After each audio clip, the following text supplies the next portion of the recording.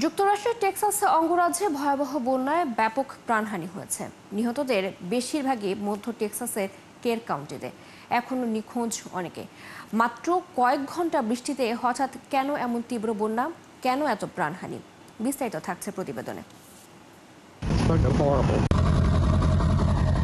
দাবানল নয়, ১০০ বছরের মধ্যে সবচেয়ে ভয়াবহ বন্যায় প্রাণহানি ও নিখোঁজের সংখ্যা নজিরবিহীন ছাড়িয়েছে যুক্তরাষ্ট্রের টেক্সাস অঙ্গরাজ্যে। সিল্কোর সিল্ক অ্যান্ড শাইন, যাতে আছে আর্গান অয়েল ও ওট প্রোটিনের গুডনেস, যা আপনার চুলকে রাখে হেলদি অ্যান্ড শাইনিং। ৪ জুলাই ভোরে টেক্সাসের কেন্দ্রীয় অঞ্চলের পার্বত্য এলাকায় প্রচণ্ড শক্তিশালী ঝড়ের কারণে মাত্র কয়েক ঘন্টায় প্রায় ১২ ইঞ্চি বৃষ্টিপাত হয়। এই পরিমাণ বৃষ্টি কের কাউন্টির গড় বার্ষিক বৃষ্টিপাতের ১/৩ সমান।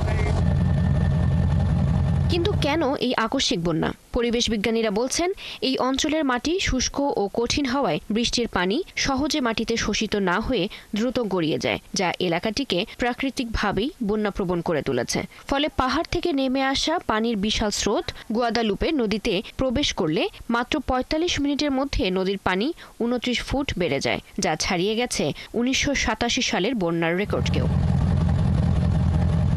মারাত্মক এই বিপর্যয়ের পর প্রশ্ন উঠেছে দেশটির আবহাওয়া বিভাগের সক্ষমতা নিয়ে। অভিযোগ উঠেছে, সময়মতো সঠিক পূর্বাভাস না দেওয়ার কারণেই প্রাণহানি ও ক্ষয়ক্ষতির পরিমাণ এত বেশি। সংশ্লিষ্টরা বলছেন, জনবল সংকটের কারণে দুর্যোগের পূর্বাভাস সময়মতো এবং সঠিকভাবে দিতে পারেনি আবহাওয়া অফিস।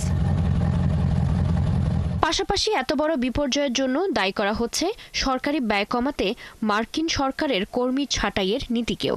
এতে বিপাকে যুক্তরাষ্ট্রের ওশেনিক অ্যান্ড অ্যাটমসফেয়ারিক অ্যাডমিনিস্ট্রেশন সহ অন্যান্য আবহাওয়া অফিসগুলো। শঙ্কা, এর প্রভাবে সক্ষমতা কমবে, যা আগামী দিনগুলোতে হারিকেন, টর্নেডো, বন্যার মতো দুর্যোগের আগাম পূর্বাভাস দেয়া কঠিন হবে। চৈতি সরোয়ার, ৭১।